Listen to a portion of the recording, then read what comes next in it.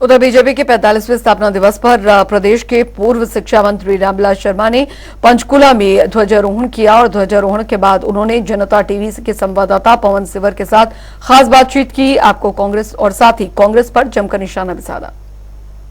Bharatiya Janata party आज देश भर में अपना 45वां स्थापना दिवस मना रही है। इस वक्त मैं पंचकुला में जो पंचकमल कार्यालय है वहां पर मौजूद हूं। यहां पर भारतीय जनता पार्टी के तमाम नेता मौजूद हैं। हरियाणा के जो पूर्व शिक्षा मंत्री हैं, बीजेपी के वरिष्ठ नेता हैं रामविलास शर्मा, वो यहाँ पहुंचे। उन्होंने पार्टी का ध्वजारोहण किया।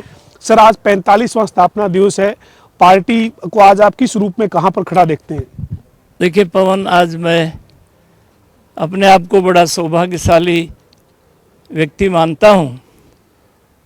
1980 में बम्बई में बांद्रा के किनारे समता नगर बसाया था और भारतीय जनता पार्टी की स्थापना 1980 में 6 अप्रैल को हुई थी।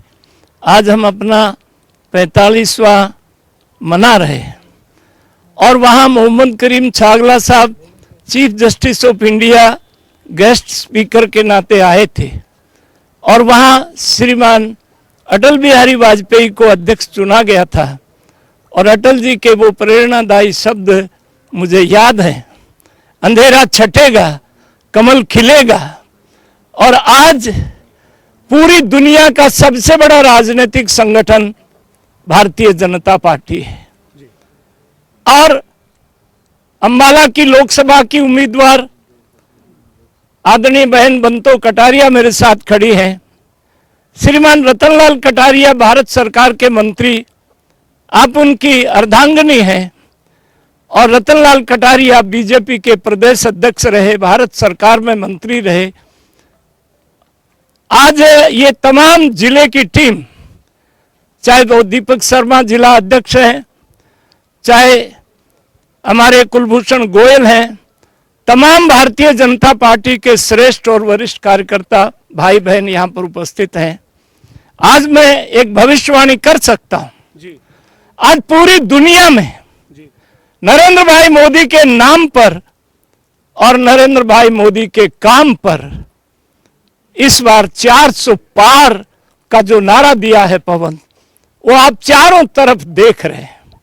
आज कांग्रेस की समाप्ति का वर्ष है ये, और मैं नहीं कह रहा, प्रमोद कृष्ण आचार्य ने कहा है, गौरव वल्लभ ने कहा है, जो राष्ट्रीय प्रवक्ता कांग्रेस के। आज कांग्रेस के ऊपर कब्जा जो टुकड़े टुकड़े गैंग है, जो नक्सलपंथी हैं, वैचारिक तौर पर कांग्रेस पर उनका कब्जा हो गया है। और जिस तरह से रामलला की प्राण प्रतिष्ठा का उन्होंने निरादर किया है, आने वाले समय में पूरा हिंदुस्तान। लेकिन सर, आप 400 पार की बात कर रहे हैं, पार्टी का 45वां स्थापना दिवस मना रहे हैं, लेकिन तमाम जो राजनीतिक दल हैं वो एकजुट हुए हैं। उनका ये कहना है देश में एक गठबंधन बना है, इंडिया गठबंधन के नाम से नया गठबंधन है। वो हाल ही में रामलीला मैदान में दिल्ली में इकट्ठा हुए। उन्होंने कहा कि आज संविधान को रौंदा जा रहा है, प्रजातंत्र का गला घोंट दिया गया है। जो नेता खड़ा होता है उसको ईडी सीबीआई उनके घर पहुंच जाती है, जेल में डाल देते हैं। दिल्ली के मुख्यमंत्री को जेल में डाल दिया। जो भी कोई आदमी सरकार के खिलाफ बोलता है उसके खिलाफ कार्रवाई होती है। जब चुनाव लड़ना है तो नेताओं को सामने रहने दीजिए, उनको जेल में क्यों डाल रहे हैं? देखिए, कानून तो पवन, आप तो बहुत अनुभवी पत्रकार हैं। अब कानूनी कार्रवाई तो यही कांग्रेस से सरदार मनमोहन सिंह जी देश के प्रधानमंत्री थे और 2007 के चुनाव में गुजरात में बड़ौदा में एक किनारे पर कांग्रेस की सभा थी और एक किनारे पर हमारी थी। श्रीमान वाजपेयी जी थे, नरेंद्र भाई मोदी थे और देश के प्रधानमंत्री सरदार मनमोहन सिंह जी ने, कांग्रेस की राष्ट्रीय अध्यक्षा श्रीमती सोनिया गांधी ने चुने हुए मुख्यमंत्री नरेंद्र भाई मोदी को मौत का सौदागर कहा था। इन्होंने आईबी और सीबीआई 6 घंटे तक नरेंद्र मोदी को जेड सिक्योरिटी थी, एक पानी की बोतल, सारे सिक्योरिटी को कह दिया कोई मेरे साथ अंदर कमरे में नहीं आएगा। 6 घंटे खड़े रहे, कोई नाटक नौटंकी नहीं किया, देश के कानून का आदर किया। अब ये इंडी गठबंधन है, कहाँ इंडी गठबंधन है? बंगाल में कहाँ है? महाराष्ट्र में कहाँ है?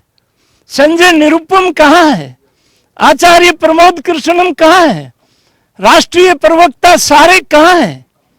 दिल के टुकड़े हजार हुए, कोई यहाँ गिरा कोई वहां लेकिन सर ये आप जो कह रहे हैं कि भ्रष्टाचार वाली बात अगर हम करें तो हरियाणा में उम्मीदवार को लेकर कांग्रेस सवाल उठा रही है, कह रही है कि जिसको कोयला चोर बताते थे वो भाजपा ज्वाइन करती, कोहिनूर कैसे बन गया?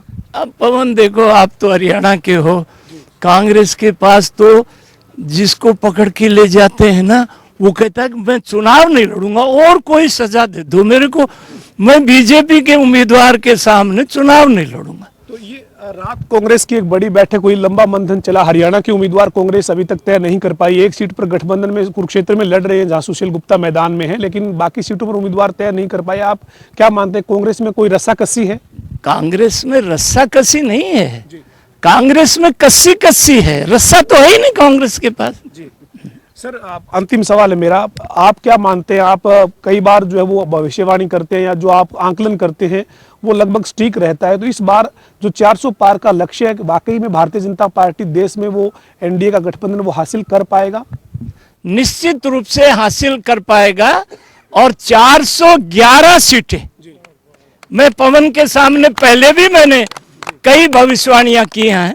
जींद के चुनाव में नामांकन के समय, कृष्ण मिड्डा के समय, मैंने हुड्डा जी को कहा था तेरा कांडा हमने काट दिया, पर अब वो कांडा इधर उधर से फिर आ गया।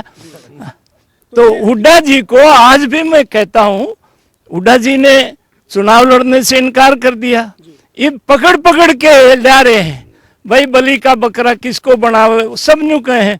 शैलजा बहन ने कह दिया मैं बंतों के सामने नहीं खड़ा करूं, मेरे को आप चाहे सिरसा में कर दो, पर बंतों के सामने मैं खड़ा नहीं होना चाहता। सर ये जो वो इस बार भी कोई कांटा निकलने जैसी स्थिति है क्या हरियाणा में कांग्रेस की? इस बार तो पूरी कांग्रेस का ही कांडा कट जाएगा, कांग्रेस मुक्त भारत होने वाला है। हमारे साथ भारतीय जनता पार्टी के तमाम नेता थे। रामविलास शर्मा ये कह रहे हैं कि 400 पार का जो लक्ष्य है उसे हासिल किया जाएगा, चूंकि कांग्रेस मुक्त जो है वो भारत करना बीजेपी का लक्ष्य है और उसमें भारतीय जनता पार्टी जो है वो आगे बढ़ रही है और निश्चित तौर पर 400 का आंकड़ा जो है वो एनडीए का गठबंधन हासिल करेगा। वीडियो जर्नलिस्ट विजेंद्र सिंह के साथ पवन सिंह, जनता टीवी, पंचकुला।